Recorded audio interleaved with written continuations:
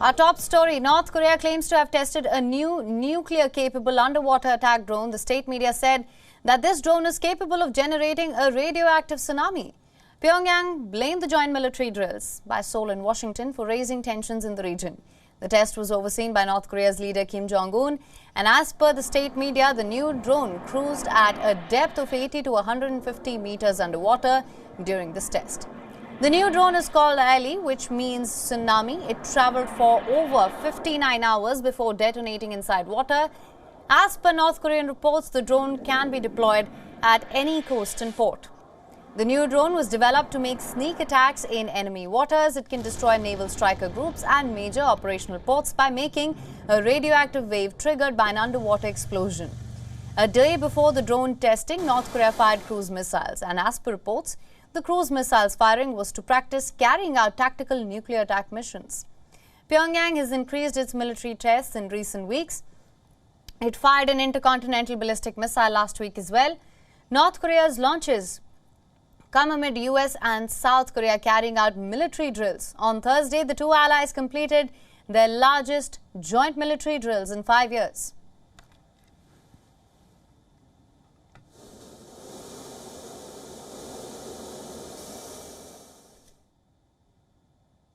Now, for more on this, we're being joined by Professor Binoy Hadashatran, who is an East Asian geopolitics and security analyst. Thank you so much for joining us on this broadcast. Thank you very much. My first question to you. Now, North Korea claims to have tested this nuclear-capable underwater attack drone, one that's capable of generating a radioactive tsunami. Now, to begin with, could you just walk us through the technicalities here and the science of nuclear wave making? Well, what happens when you have a tool or a weapon like this is that it's much easier for North Korea to conduct stealth attacks, because if you are to, for example, launch a missile which would have a nuclear warhead, it's a lot easier for radars to pick up the incoming threat. When it comes to a situation like an underwater unmanned drone, it makes it a lot easier for North Korea to attack in a way that is much more difficult to predict for its enemies like the United States or Japan, for example. And if you are going to detonate a large-scale explosion underwater, the kind of damage would be significant to the surrounding area. And indeed, because of the sheer strength of that kind of explosion, it could indeed create a kind of a tsunami, which they call a radioactive tsunami.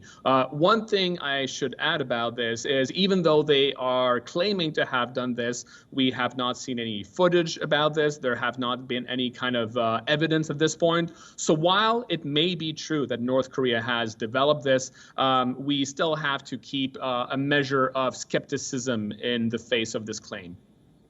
Absolutely. Now, that being said, a nuclear weapon detonated below the ocean surface can cause great devastation.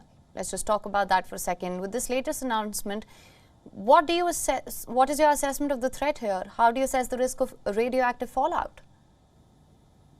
Well, in the case of this kind of threat, it simply adds to a number of layers of threats that is coming from North Korea. As we know, North Korea has been developing nuclear weapons since the 1980s. They conducted their first nuclear test in 2006. They have now conducted 6 nuclear tests.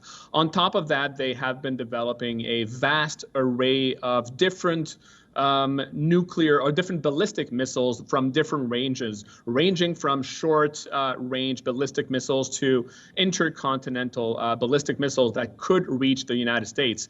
So this announcement, again, if it does turn out to be true, is simply an added threat to what constitutes already a big problem for the countries of this region. And indeed, if they were to use that, if they were to use this weapon, the kind of radioactive fallout, the kind of radioactive effects could linger for a very long time in the, in the oceans, if that were to be true.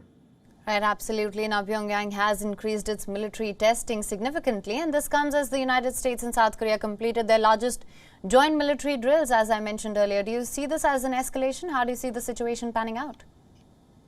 Well, in the case of those military exercises, it needs to be put in context. It is true that the current South Korea-U.S. Military exercises are the largest military exercises they have conducted since 2017.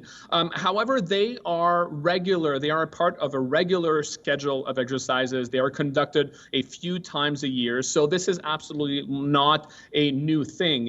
In the case of South Korea and the United States, it's important for them to maintain their deterrence posture, to make sure to send a message to North Korea that they are ready in the case of a provocation or in the case of a potential conflict with North Korea.